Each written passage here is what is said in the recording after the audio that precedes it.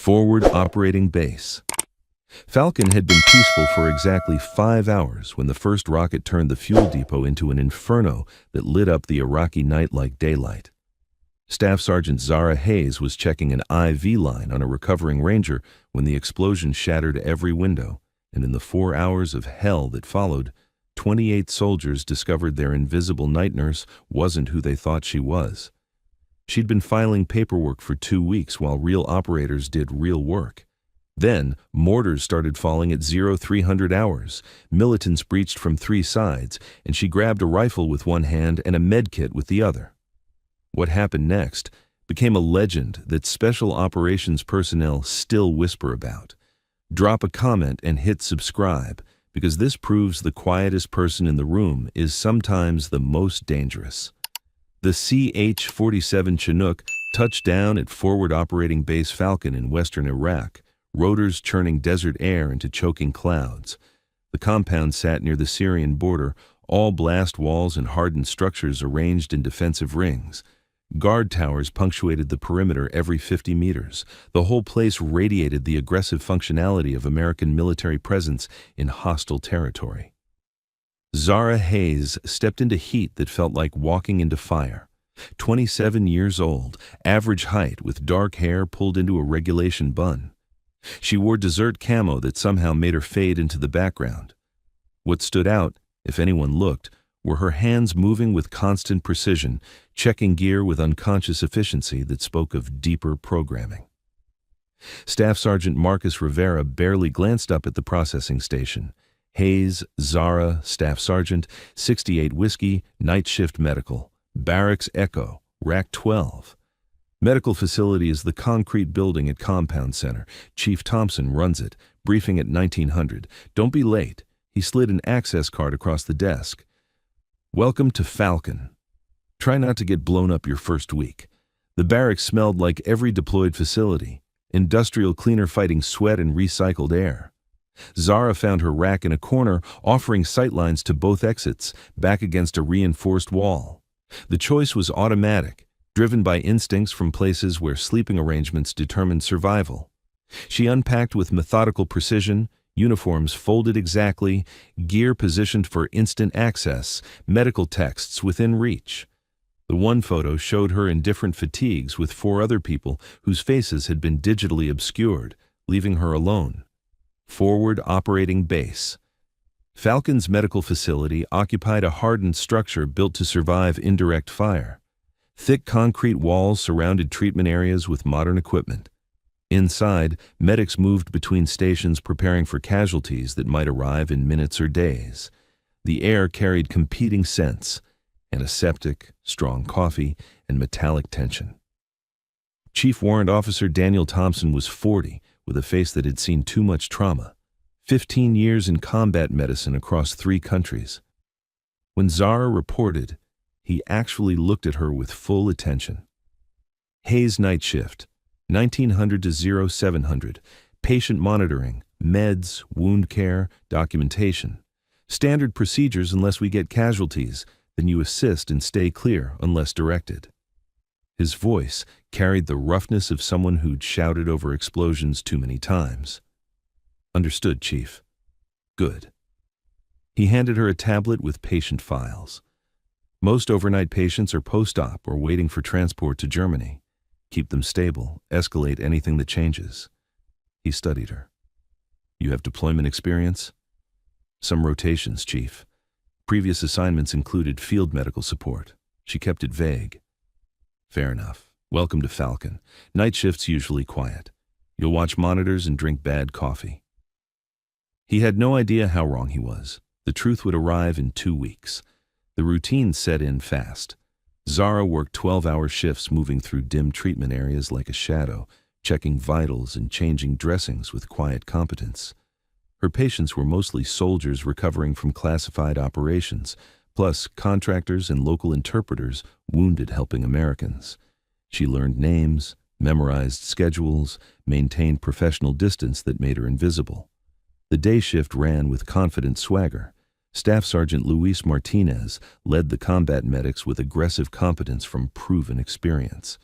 He'd earned his reputation in Mosul, had stories about field surgery in collapsed buildings. He made sure everyone heard those stories. Specialist Nicole Foster was his protege, 25 with 3 deployments and an attitude suggesting she'd invented trauma medicine. She had real skills backing the confidence. Corporal Ryan Mitchell rounded out the team, quieter but equally dismissive of night shift. He'd done Afghanistan before Iraq, had enough trauma experience to earn respect. They treated Zara with casual dismissal. Night shift was where medics went when they couldn't handle real medicine. The disregard permeated every interaction. During one shift change, Martinez didn't lower his voice. Night shift must be easy. Getting combat pay for babysitting sleeping patients while actual medics handle real work. Foster added her contribution. I heard she came from some stateside hospital. Probably never seen a real trauma case outside training. Mitchell kept quiet but didn't contradict them. The message was clear. Day shift handled critical work, night shift was glorified sitting. Zara continued her charting without reaction. She'd heard this for 2 weeks. The word slid off because she'd learned that people who talked most about capabilities rarely delivered when situations turned critical. But Chief Thompson noticed things others missed. He'd been watching his night shift nurse with growing curiosity. The way she moved showed awareness beyond standard training, how she positioned herself during patient care, always facing doors, back, never to open spaces. One evening, he found her reorganizing trauma kits with modifications that weren't standard protocol. Tourniquet placement for one-handed deployment, hemostatic gauze packed for low-visibility use, configuration allowing someone to grab supplies without looking in a firefight. Thompson had seen that arrangement once in a classified briefing about special operations medical capabilities. Interesting setup, he commented neutrally. Zara's hands paused briefly. Just optimizing efficiency, Chief. That's not standard configuration. That's specialized tactical medical. Where'd you learn that? She met his gaze with eyes revealing nothing. Previous assignment had unique requirements, Chief. Some habits stick. Thompson let it drop, but filed the observation. Everyone here carried secrets. Most just hid them better. The intelligence brief arrived Wednesday morning with casual delivery suggesting nobody believed it. Enemy activity had increased significantly. Drone surveillance showing unusual persistence, communications intercepts suggesting coordinated planning, local informants going silent in patterns indicating systematic intimidation. The analysts included standard recommendations about enhanced security and increased vigilance. Checkbox items everyone acknowledged without internalizing, because Forward Operating Base Falcon had been secure since establishment. Base Commander Colonel Jennifer Marshall reviewed the assessment at staff meeting. Elevated threat environment, possible coordinated action, recommend enhanced perimeter security. She looked around at faces showing concern and boredom. Standard precautions, stay alert, follow protocols. Questions? Nobody had questions. They'd received similar warnings monthly. Nothing had materialized beyond occasional distant fire or rare IED discoveries. Falcon felt secure. Zara heard about the brief third hand, reading the summary on the bulletin board. Her reaction differed completely. She spent extra time during rounds that night, studying the compound with tactical eyes, identifying cover positions, noting which structures were reinforced versus prefab, calculating distances to defensive positions and evacuation routes. Just mental exercises, she told herself, professional habits from that previous career, but survival skills didn't fade because paperwork changed. The assault began at 03:15 hours under moonless sky when the compound was at minimum manning. The first rocket hit the fuel depot, detonating with massive explosion that lit the night like daylight. The blast triggered every alarm. Before anyone processed the first impact, 5 more rockets followed rapidly, walking destruction across the compound with precision, suggesting detailed reconnaissance.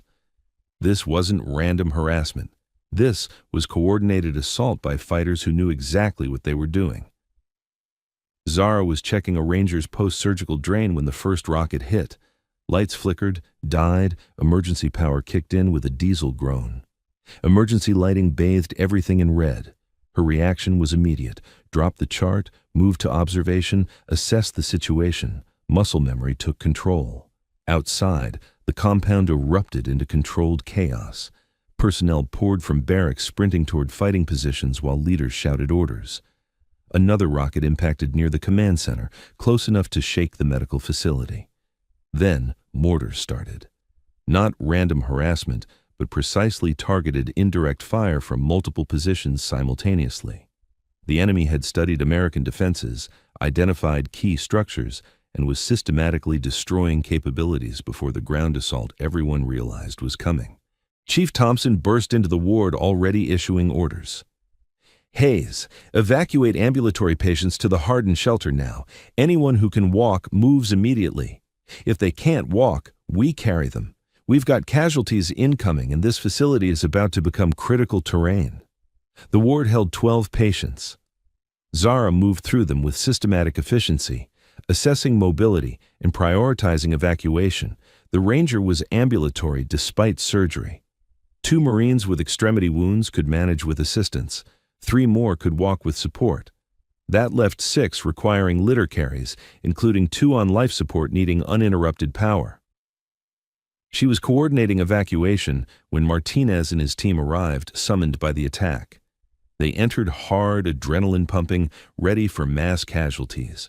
Martinez immediately started directing, taking command from Thompson, organizing trauma bays.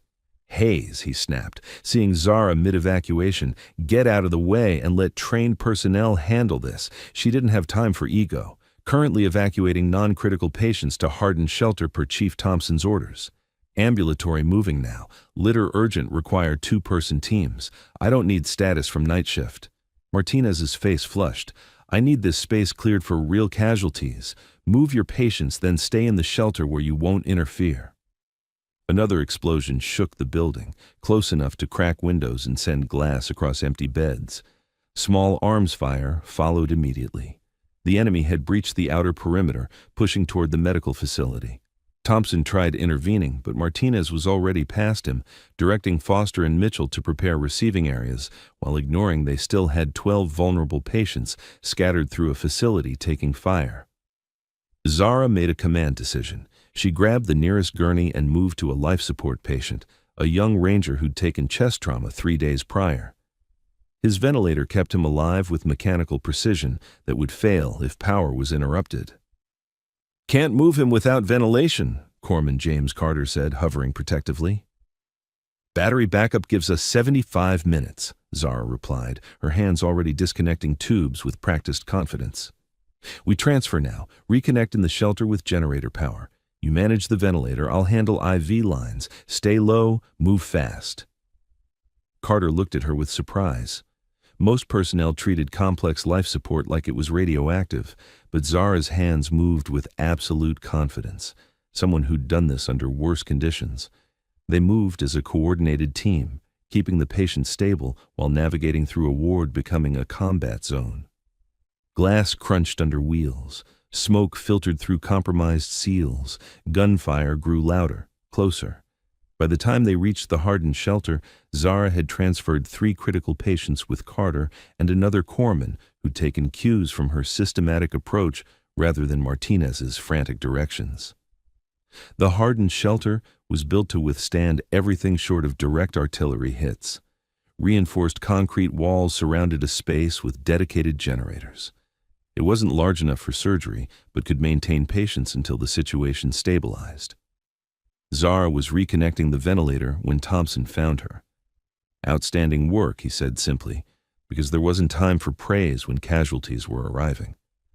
The wounded started flowing through within minutes. A sergeant with arterial thigh bleeding, tourniquet probably saving his life. A lieutenant with torso shrapnel, multiple penetrating wounds possibly compromising organs. A specialist whose arm barely attached, held together by field dressings. Martinez's team fell into practiced rhythm, coordinated efficiency from training and experience. They were genuinely good at trauma medicine, Zara acknowledged objectively. They understood protocols, knew how to prioritize, delivered care keeping people alive. But they were operating in a facility still taking fire, with suboptimal positioning under conditions requiring more than clinical knowledge. Another explosion outside, followed by sustained automatic fire very close. A runner burst through the entrance, blood streaming from fragment wounds, shouting that the enemy had penetrated the inner perimeter and was targeting the medical facility. They were trying to collapse American medical capability. Thompson made his assessment in seconds. We can't hold if they breach. We need to consolidate patients, prepare for facility defense, and ready for evacuation if this location becomes untenable. Martinez's response was immediate denial. We can't move these patients. They're mid-procedure, unstable, some won't survive transport. We hold and wait for security to push them back. And if security can't push them back? Thompson's question hung in smoke-filled air. If they breach and we have patients scattered with no defensive preparation? That was when main power failed completely. Not a flicker, but total blackout, as something critical suffered catastrophic failure. Emergency lighting lasted 15 seconds before those batteries died, plunging everything into darkness, broken only by red exit signs and scattered tactical lights. In that darkness, Zara Hayes stopped hiding. She'd spent 2 weeks being invisible, 2 weeks letting people dismiss her. But the mathematics had become brutally simple. Patients would die if someone didn't act, and the confident combat medics had no idea how to defend a medical facility under assault. But Zara knew exactly how. Because before she'd been a night shift nurse, she'd been someone else entirely. Someone who'd spent years operating where treating casualties and defending positions were the same job. Someone who'd learned combat medicine from desperate reality where patients died if you made mistakes, and you died if you couldn't fight. She moved through the dark ward with absolute confidence, her hands finding the security locker by memory and extracting items that weren't standard medical equipment. The M4 carbine medical facilities kept for defensive emergencies, but most staff never fired outside qualification.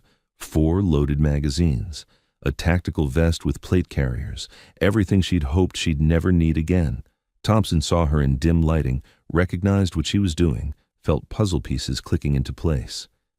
Hayes, what are you doing? She checked the rifle with practiced efficiency. Chamber clear, magazine seated, safety on, weapon ready.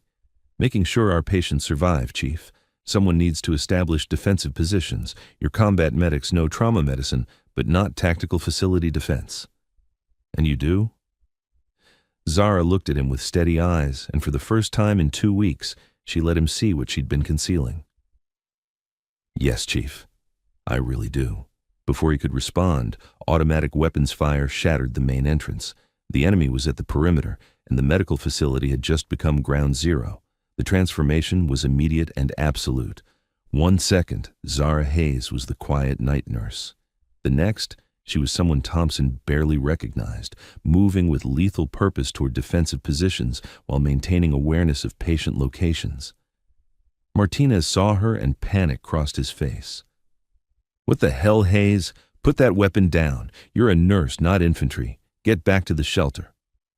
She ignored him completely, attention focused on the tactical situation outside. Through shattered windows, muzzle flashes marked enemy positions, advancing with professional coordination. Hayes! Martinez's voice climbed an octave.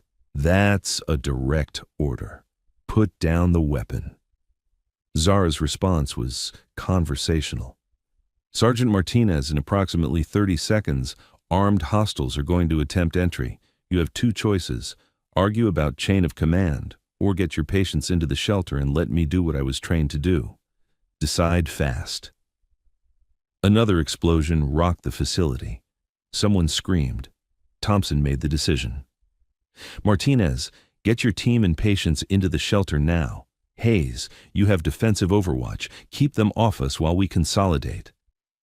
Chief, that's insane, Martinez started, but Thompson cut him off. That's an order. Move now or I'll have you removed. 3 seconds. Martinez looked between them, seeing something that penetrated his ego.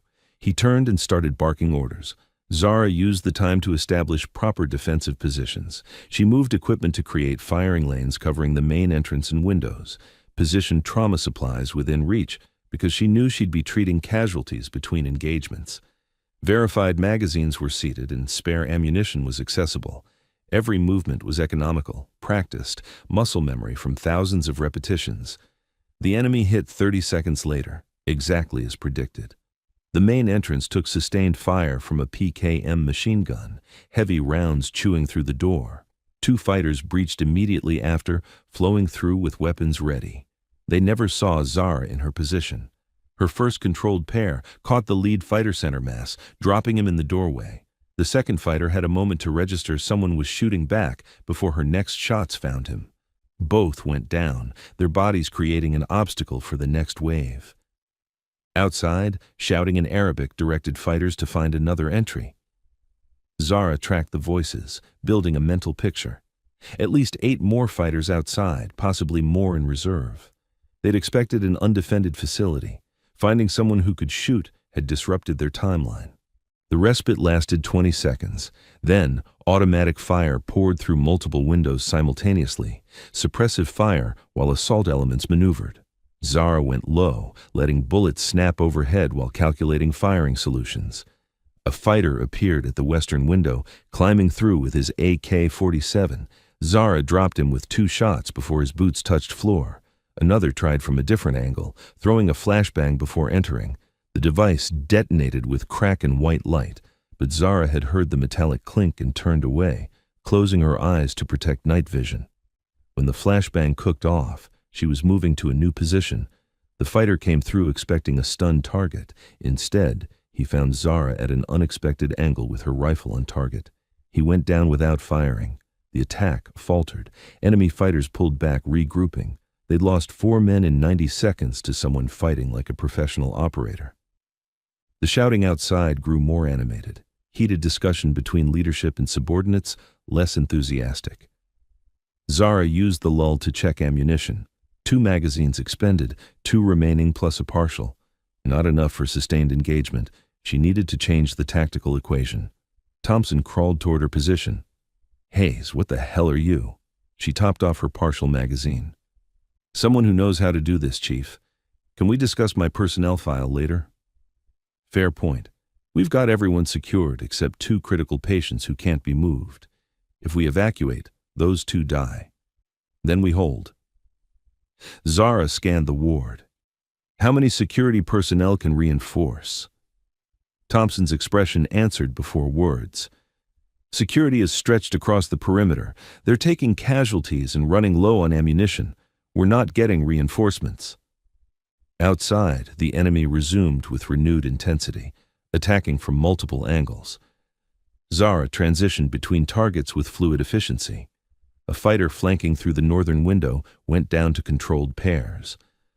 Another attempting the main entrance took rounds, sending him stumbling back. But she was one person against an organized force, and mathematics were working against her. Ammunition depleting faster than sustainable. The enemy was learning her patterns, adapting. That's when Martinez did something unexpected. He emerged from the shelter with his sidearm. "Hayes," he called, voice showing scared determination. "I can cover the east side if you tell me what to do. East windows. Don't try to hit anything specific. Just put rounds downrange when targets appear." Foster and Mitchell followed, moving into positions with their weapons. They were scared, but stepping up. Carter appeared next to Zara with an M4. "Former infantry before medical," he explained. The fight intensified. Zara coordinated their defensive fire, calling out targets and sectors, creating overlapping fields, forcing the enemy to work for every meter. It wasn't pretty, but it made the assault costly. Enemy leadership was having urgent discussions. This facility was supposed to be easy. Instead, it had become a meat grinder. They chose to continue, but shifted to indirect fire. The first RPG hit high, punching through the roof and detonating in the ceiling. The explosion rained debris and started fires. The second hit lower, opening a hole compromising structural integrity. Zara saw where this was heading. They couldn't breach through direct assault, so they'd destroy it from standoff distance. "Chief, we need to evacuate everyone now. This building is coming down." Thompson understood. He started organizing evacuation, But logistics were nightmarish. 2 critical patients who couldn't move easily, a dozen ambulatory wounded needing assistance, all under fire through a facility being destroyed. The only route was through the eastern emergency exit, opening onto 50 meters of open ground between the facility and command center. Normally suicide, but staying was guaranteed death. Zara made a decision that would have gotten her court-martialed. She'd been defensive this entire engagement. That approach had worked to a point, but now the situation demanded offense. She turned to Carter. "Can you hold this position for 90 seconds without me?" He looked at her like she'd suggested flying. "Hold it alone?" "Hayes, I'm good, but not that good. You won't be alone." She gestured to Martinez, Foster, and Mitchell. "You direct their fire. Keep the enemy focused here. Make them think we're still defending in place." Carter processed this, arrived at her conclusion. "What are you going to do?" Zara checked her remaining ammunition. 2 magazines plus a partial, maybe 55 rounds. "I'm going to give them something else to worry about. Keep them busy for 90 seconds, then start evacuation. Use smoke, move fast, get everyone to the command center. I'll cover withdrawal." "Hayes, that's suicide." Martinez had moved close enough to hear. "You'll be outnumbered, outgunned, operating alone. You'll be dead before you get 20 meters. She looked at him with an expression almost gentle. "Probably. But if I don't go, we're all dead when the next RPG brings down the roof. Sometimes mathematics are terrible, and you pick the option where fewer people die." Before anyone could argue, she moved. The eastern emergency exit opened with metallic clunk, and Zara flowed into the night, immediately angling toward enemy positions that hadn't expected anyone to go offensive. She moved through darkness with practiced efficiency, using terrain and cover to mask approach. Enemy fighters were focused on the facility. They didn't expect someone flanking their positions becoming the threat. Zara's first target was an RPG team setting up for another shot. 2 fighters, one with launcher and one with spare rockets, positioned behind concrete about 40 meters from the building.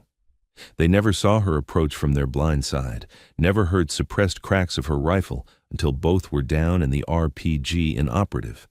She kept moving, transitioning before anyone could react. Her next engagement was a machine gun team providing covering fire. The gunner was so focused he didn't register the threat behind him until Zara's rounds found him. His assistant tried to swing the weapon around, but she'd already adjusted aim, and he went down next to the unmanned gun. The assault began to fracture. Fighters advancing toward the facility suddenly took fire from unexpected angles. Command and control broke down as squad leaders tried to figure out what was happening. The confusion bought precious seconds. Zara used those seconds to create more chaos. She engaged targets of opportunity, never staying in one position long enough for accurate return fire, constantly moving and forcing the enemy to react. It wasn't sustainable. Eventually they'd get organized. Eventually they'd concentrate force. Eventually her ammunition would run out. But she didn't need to sustain indefinitely. She just needed to buy time for evacuation. Back at the facility, Carter understood what Zara was doing and felt awe mixed with horror. She was sacrificing herself to give them a chance. "Start evacuation now," Carter ordered. "Use smoke grenades, move in pairs, get to the command center. I'll provide covering fire." Martinez started to object, realized he had no better ideas, began organizing withdrawal. Foster and Mitchell helped patients toward the exit. Thompson directed movement with systematic efficiency. Outside, Zara had run her last magazine down to final rounds. She'd disrupted the assault, bought time for evacuation, created enough chaos. But now she was out of options, pinned behind cover being systematically destroyed. A fighter appeared to her left, AK-47 already tracking toward her. Zara's rifle clicked empty, no time to reload, no time to transition. She threw herself at him, closing distance before he could fire, fighting with desperate intensity. They went down in a tangle. The fighter was bigger, stronger, but Zara fought with technical precision, carved by years of training and desperation. She used his strength against him, redirected attacks, struck vulnerable points. The fight ended when her knife found the gap between his armor plates. She rolled away, retrieved his AK-47, checked the magazine. Half full, maybe 15 rounds. That was when she heard the helicopters. Not Blackhawks, but the deeper thump of Apaches, gunships inbound with firepower that would turn the tactical situation completely. Someone at command had finally gotten air support, and enemy fighters knew what gunships meant. The assault broke completely. Fighters began withdrawing toward exfiltration routes. The Apaches arrived seconds later, thermal optics identifying enemy positions and engaging with 30mm chain guns. Zara stayed low, identifying herself with IR strobes. The gunships worked over enemy positions with methodical efficiency. The base perimeter began to stabilize. The medical facility smoldered behind Zara, damaged but standing. She made her way back slowly. Carter met her at the emergency exit with an expression suggesting he was seeing someone completely different. "Everyone made it out," he said simply. "All patients, all staff, because of what you did." Zara nodded, too tired for words. The rifle hung loose and she had to concentrate to remember to engage the safety. Chief Thompson appeared next, and behind him came Martinez, Foster, Mitchell, and the rest of the staff. They looked at her with expressions ranging from shock to respect to something approaching fear. This wasn't the person they'd dismissed. This was someone who'd just fought off an organized assault basically alone. Base Commander Colonel Marshall showed up 30 minutes later. "Staff Sergeant Hayes," she said carefully, "I think we need to have a conversation about your background." Zara set down the AK-47 and straightened. "Yes, ma'am. That would probably be appropriate." The debriefing happened in the command center. Colonel Marshall sat across from Zara with Chief Thompson present while intelligence officers took notes. "Your file says standard combat medic training, various rotations, nothing unusual," Marshall began. "Certainly nothing explaining what happened tonight." Before Zara could answer, the door opened. A man in civilian clothes entered. "Robert Chen, Defense Intelligence Agency. I've been authorized to provide context regarding Staff Sergeant Hayes' background." Marshall looked between them. "She's one of yours." "Not anymore." Chen took a seat, but she was, for 6 years, embedded with special operations providing combat medical support in locations that don't appear on maps. She did 163 missions with a casualty survival rate that made her a legend. Thompson leaned forward. 163 missions. Chen smiled thinly. "Hayes is one of maybe 15 people who went through a program combining advanced combat medicine with Tier 1 tactical training. The program doesn't officially exist. They're the medics we send when the mission is too dangerous for regular combat medics." Zara sat quietly while her history was explained. "The question," Marshall said, "is why someone with that background was working night shift while hiding their capabilities." "Transition program," Chen explained. "Operators eventually need to rotate into conventional forces." Hayes volunteered. The terms were that she'd work a standard deployment and not advertise her background unless absolutely necessary. "And tonight was absolutely necessary," Thompson said. Chen nodded. "Which is why I'm here to ensure no negative fallout. What Hayes did falls under combat operations to preserve American lives. No regulations violated." Marshall considered this. "I'm not disciplining someone who saved 28 lives. But I can't ignore that I have an operator with advanced capabilities who's been hiding in plain sight. What happens now? That's up to Hayes." Chen turned to Zara. "You fulfilled your transition terms. You could request reassignment to your old unit or stay here and finish your deployment." "I'd like to stay," she said quietly. "Finish the deployment, keep working medical, teach people here what I know so maybe next time they don't need someone like me." Chen nodded slowly. "Then I'll file the paperwork. You remain assigned as a staff sergeant with standard medical specialization. What happened tonight gets classified. The people here know what you did, but outside this base, you're still just another medic." After he left, Marshall spoke. "I'm putting you in for a commendation, Hayes." "Thank you, ma'am. But I'd rather you recognize the people who stood up and fought, despite being scared and untrained. Martinez, Foster, Mitchell, Carter.